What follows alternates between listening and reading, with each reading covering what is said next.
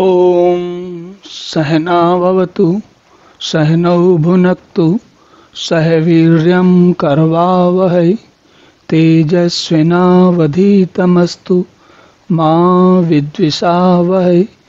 ओम शांति शांति शांति। हरि ओम। तो अभी तक हमने देखा कि भगवान ने कई प्रकार से आत्मा के विषय में बताया, अज बताया, अचिंत बताया, विकार बताया और भी बहुत कुछ बताया।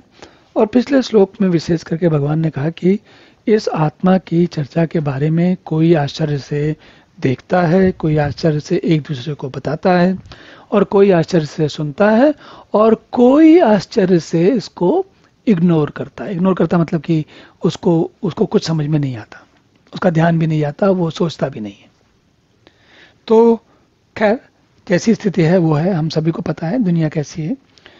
तो उसके बाद ये कहने के बाद कि दुनिया में कैसे कैसे, इस संसार में कैसे कैसे लोग हैं, ये कहने के बाद भगवान कहते हैं, भगवान फिर से अब एक बार फिर से देखिए, बार बार भगवान उसी बात को दोहराते हैं। क्या कहते हैं? देहि नित्यम वध्यो अयम देहे सर्वस्य भारत तस्मात् सर्वाणि भूतानि न त्वं शोचितुमर्हसि। हे अर्जुन, ये जो देही है आत्मा, नित्यम वध्यो अयम, नित्यम अवध्यो अयम, नित्यम अवध्यो अयम, तो यह आत्मा सबके शरीरों में, देहे सर्वस्य भारत, सर्वस्य, सर्वस्य मतलब सारे लोगों के, तो भारत यानी कि सुनने वाले हम सारे लोग, हम सारे लोगों के शरीरों में जो आत्मा है वो नित्यम अवध्य है, हमेशा अवध्य है, कभी वो उसका वध नहीं होता।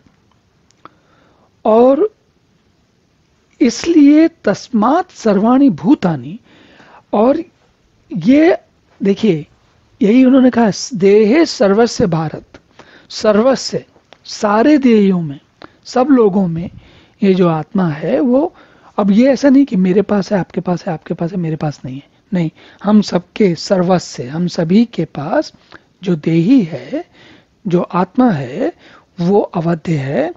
और उसको चूंकि अवध्य का अर्थ समझ, अवध्य का मतलब होता है, अर्थ होता है जिसका वध नहीं किया जा सकता, जिसे मारा नहीं जा सकता, जो मरता नहीं है।